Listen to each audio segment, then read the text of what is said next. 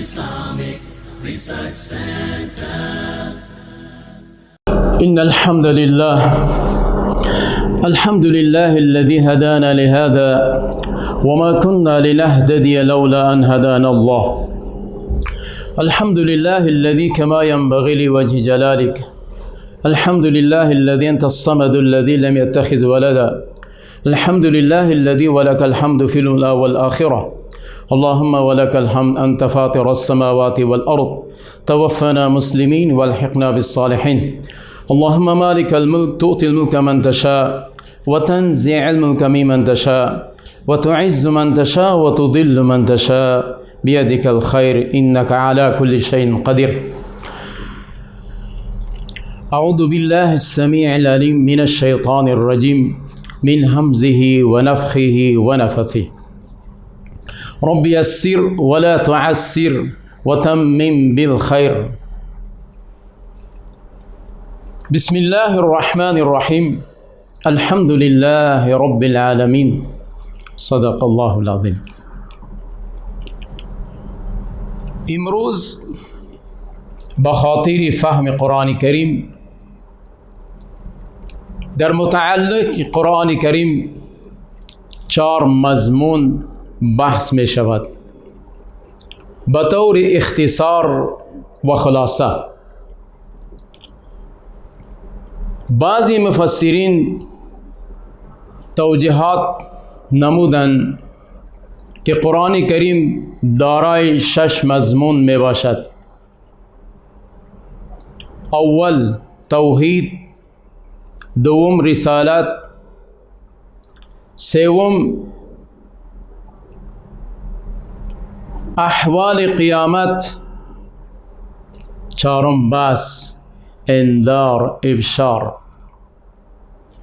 4 مضمون در سوره فاتحه بطور اجمال موجود می باشند. همچنین در بحث دوم یا در تقریر دوم بعضی از مفسرین 4 مضمون در قرآن کریم بطور تفصیل وار از ابتدای سوره فاتحه تا سوره والناس به 4 حصه تقسیم کردند. تقسیم اول از سوره فاتحه در هر حصه ابتداء لفظ الحمدلله ذکر می شود. از سوره فاتحه گرفته تا آخر سوره مائده مضمون اول است. در این مضمون بحث از خالقیت می شود. بحث از خالقیت. خالق اون ذاتی است که هر چیز را پیدا کرده است. در این مضمون از مشرکین، از مخالفین اگر سوال کرده شود آنها قائل می باشند، اعتراف میکنند و به این دلیل آنها همیشه گواهی میدهند.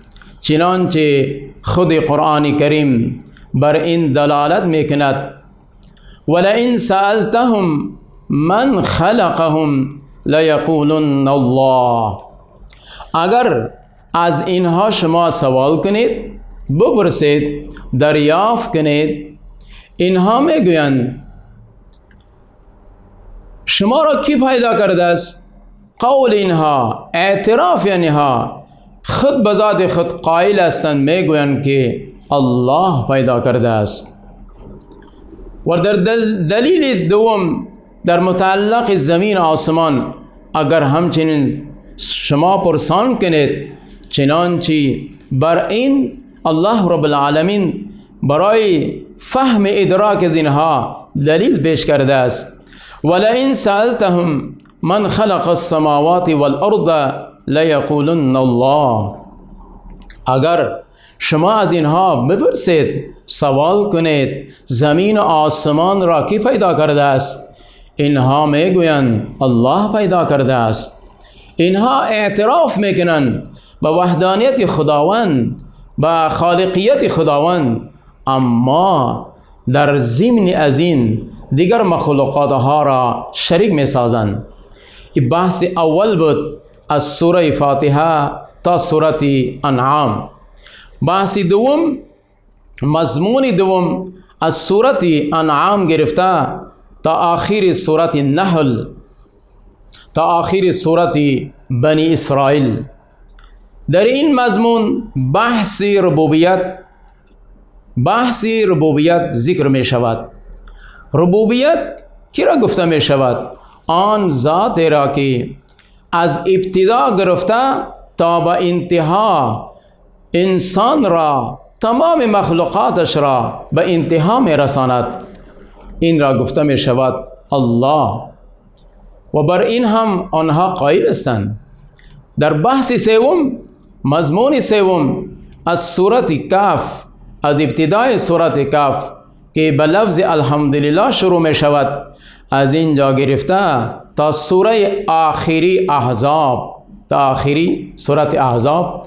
در این بحث نفی شفاعت، برکات دهنده، نفی شفاعت، نفی از چی؟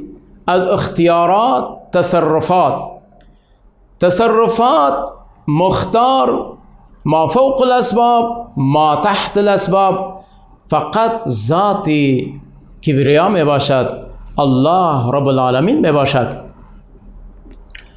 در بحث چهارم از سوره سبا که ابتداء در اینجا هم از لفظ الحمدلله آغاز می شود تا سوره والناس.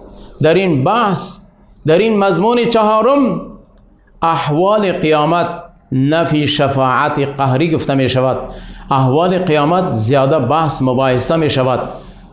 و این چهار مضمون در تمام قرآن کریم به طور تفصیلوار ذکر می باشد، اما به طور اجمال در سوره فاتحه موجود می باشند.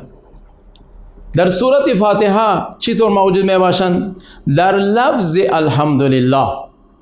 در لفظ الحمدلله اینجا رابطه و اشاره به سوی خالقیت است، اشاره به سوی خالقیت است.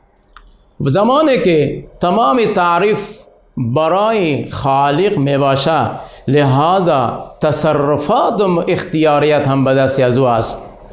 و در رب العالمین بحث دوم، مضمون دوم قرآن کریم که از سوره انعام تا آخر سوره بنی اسرائیل بود، در این بحث، در این مضمون رب العالمین اشاره می شود که مربی تمام کائنات از ابتدا تا به انتها که با وجود می آرد و به انتها می رساند او رب العالمین است. در بحث سوم و همچنین در الرحمن الرحیم هم بحثی سوم می باشد. در این بحث سوم که است در دنیا و در آخرت، یہ مسائل رحمانیت، شفقت، مهربانی، عطوفت، الفت، محبت در الرحمن الرحیم باشد. لیکن در لفظ الرحمن که است صفت عام می باشد و در لفظ الرحیم صفت خاص می باشد. بعض از اقوال مفسرین لفظ الرحمن عام است در دنیا و آخرت. خداوند برای مخلوقاتش مسلمان باشد یا غیر مسلم، موحد یا باشد یا مشرک، برای هر فرد، برای هر مخلوقش رزق می دهد. رحیم صفت خاصه او ذات است. در قیامت فقط برای موحدین، برای اهل توحید، ایماندار مردم داده می شود انعامات و احساناتش. در بحث چهارم مضمون نفی شفاعت قهری بود. در سوره فاتحه به طور اجمال ذکر می شود مالک یوم الدین، مالک روز جزا. مالک روز جزا الله رب العالمین است. مختار، تصرف، اختیارات همه به دست از او است. چنانکه در سوره المؤمن ارشاد فرموده است لمن الملک اليوم لله الواحد القهار.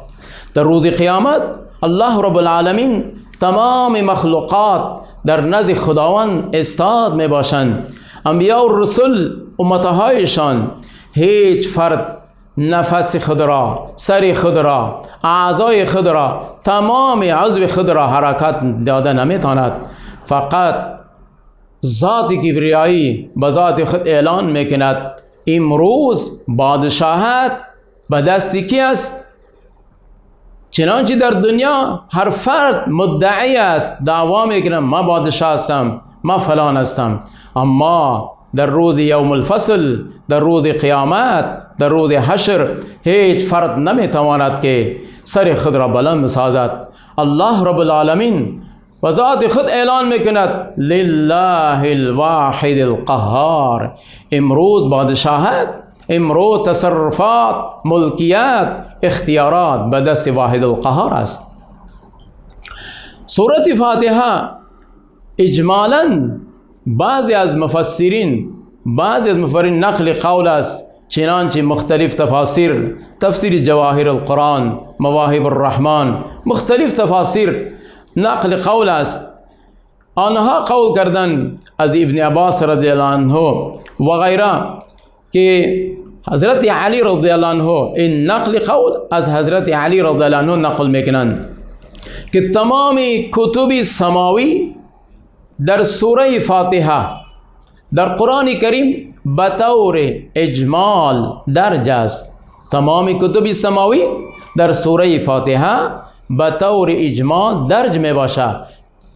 لہذا سوره فاتحه انتهایی مختصر اما به اعتبار معانی و مفهوم خیلی ها بحثی طویل می باشد، حتی این که حضرت علی رضی الله عنه قول می باشد اگر ما بخواهم در متعلق سورة فاتحه ما تفسیر بنویسم، شطرها، جماعت از شطرها پر می شوند اما تفسیر سوره فاتحه تمام نمی شود.